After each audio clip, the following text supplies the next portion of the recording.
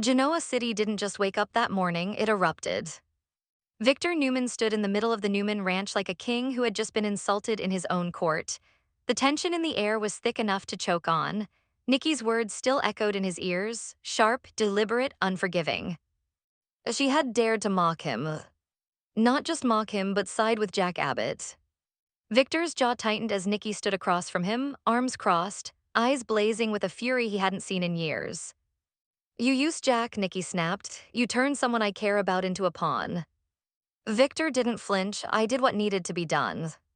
No apology, not even an attempt. That was the breaking point. Nikki's expression hardened, something inside her finally snapping after years of compromise, forgiveness, and swallowing her pride for this man. Then maybe you don't need me anymore.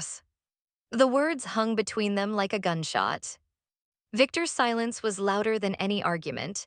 And just like that, Nikki walked out of the ranch, leaving behind a marriage that suddenly looked far more fragile than either of them wanted to admit. Out on the water, luxury turned into humiliation. The Abbott yacht, once a symbol of status and power, had become the stage for one of the most devastating betrayals Genoa City had seen in years. Diane Jenkins Abbott opened the bedroom door. And everything shattered. Jack Abbott, Patty Williams under the covers. For a split second, Diane couldn't even breathe. Her mind refused to process what her eyes were seeing. Then reality slammed into her like a tidal wave. Billy and Kyle weren't far behind. Their reactions mirrored the shock, but Diane's pain was different, deeper, personal. Jack, her voice trembled, but it didn't stay weak for long. Explain this. Jack sat up, disoriented, confused, still trying to piece together how he even got there, but none of that mattered anymore. Because to Diane, it looked real. And in Genoa City, perception destroys faster than truth can repair. The slap came fast and sharp. It echoed through the room like a verdict. Oh, you disgust me.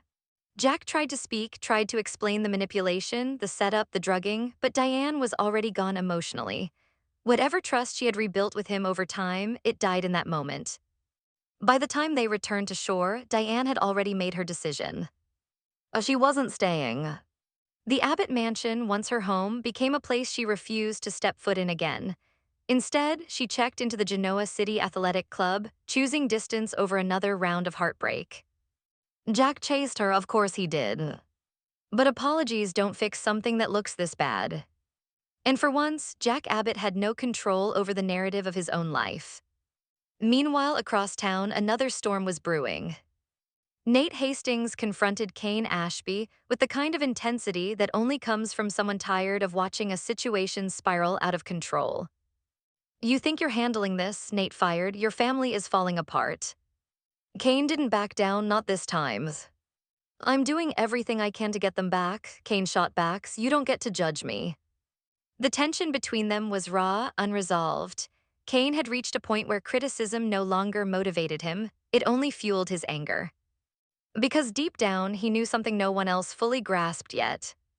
He was running out of time. Far from Genoa City, under the neon lights of Las Vegas, things were getting dangerous in a completely different way. Nick Newman was chasing something reckless. Matt Clark. And Adam Newman, for once, wasn't working against him.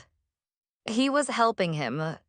Adam moved through the shadows of Vegas with calculated precision, forming connections, setting traps, and quietly aligning himself with Reza Thompson. Every move was deliberate. Every step brought Nick closer to the confrontation he so badly wanted. But Adam knew something Nick didn't. This wasn't going to end clean. It never does. Back in Genoa City, Phyllis Summers received news that stopped her in her tracks. Lauren Fenmore Baldwin didn't just bring information. She brought disruption. Whether it was about Patty's return or a shift in power at Newman Enterprises, one thing became clear immediately.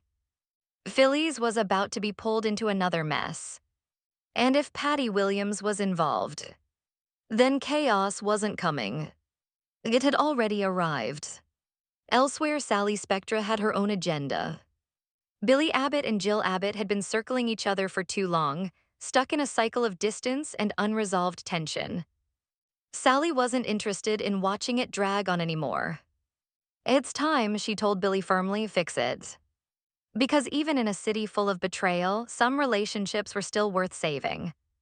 If people were willing to fight for them. And as Genoa City spiraled through heartbreak, revenge, and shifting alliances, one thing became painfully clear. The next chapter wasn't going to be about repair. It was going to be about consequences. The city didn't calm down after the chaos. It escalated. By the time the next week rolled in, the courtroom became the new battlefield. Mariah Copeland sat at the defense table, her hands clenched tightly together, trying to hold onto whatever control she had left. Across the room, the tension was suffocating. Christine Blair Romalotti stood tall, composed, sharp as ever. This wasn't just a case to her. This was a mission. Mariah is not a criminal, Christine argued, her voice steady but powerful. She is someone who needs help. Every word was calculated, every pause intentional. Christine wasn't trying to win sympathy, she was building a narrative that couldn't be ignored. Mental health, trauma, breaking points. Because sending Mariah to prison would be easy. Understanding her, that was harder. And Christine was forcing the court to face that reality. But while justice was being debated in one room, chaos walked freely in another. Patty Williams was back in Genoa City. And she didn't come quietly. Her presence spread like wildfire. People whispered, doors closed faster, and old fears resurfaced instantly. But Patty didn't care about fear. She cared about Jack. Obsessed with him. Fixated. Certain that somehow, in her twisted version of reality, they still belonged together. Phyllis Summers wasn't about to let that slide. The moment they crossed paths, the air practically crackled. You should have stayed gone, Phyllis said coldly. Patty tilted her head, smiling in that unsettling way that made people uncomfortable within seconds. Oh, Phyllis, you always think you're the main character. And you always think you're sane, Phyllis fired back. That wasn't just an argument. That was a warning shot. Because Patty wasn't alone this time. Across town, Audra Charles made a decision that most people would call reckless. She saw opportunity, not danger. Patty wasn't just a problem, she was leverage. Audra didn't know the full history, didn't fully understand just how unpredictable Patty could be, and honestly, she didn't care. Because Audra had her eyes on Kyle Abbott. And if Patty wanted Jack, then maybe they could help each other. A quiet conversation turned into something more dangerous. An alliance. Unspoken, unstable, potentially explosive. Two women, both chasing Abbott men, both willing to cross lines to get what they wanted. What could possibly go wrong, right? Meanwhile, Las Vegas was preparing for its own disaster. Nick Newman had finally reached the point of no returns. Matt Clark was no longer just a target. He was standing right in front of him.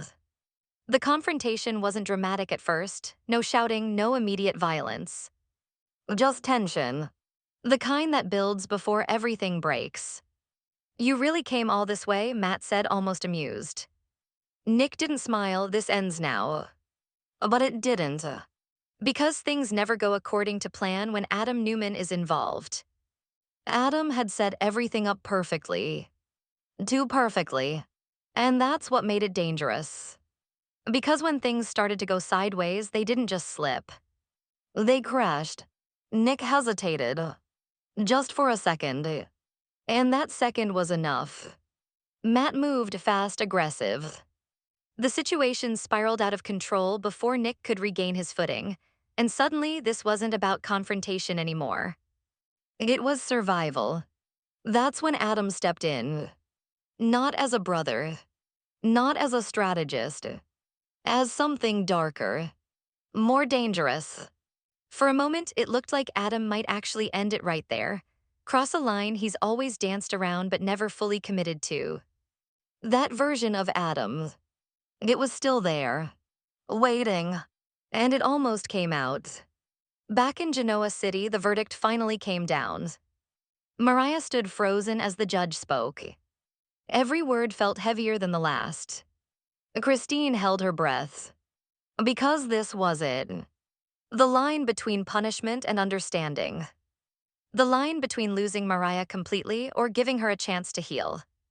And when the decision was made, it didn't just impact Mariah. It sent a message to everyone. Some battles aren't about winning. They're about surviving. Elsewhere, Kane Ashby finally got what he had been fighting for. Lily Winters returned. But this wasn't the reunion he had imagined. Because the truth came with her.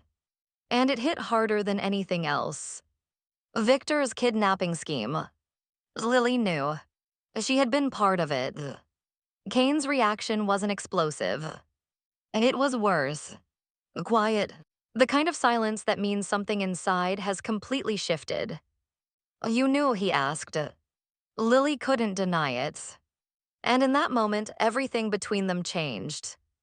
Because betrayal doesn't always come from enemies. Sometimes it comes from the person you were trying to save.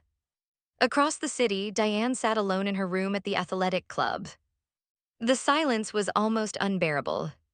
No Jack. No explanations. Just the image stuck in her mind. Over and over again. She wanted to believe him. But belief requires trust.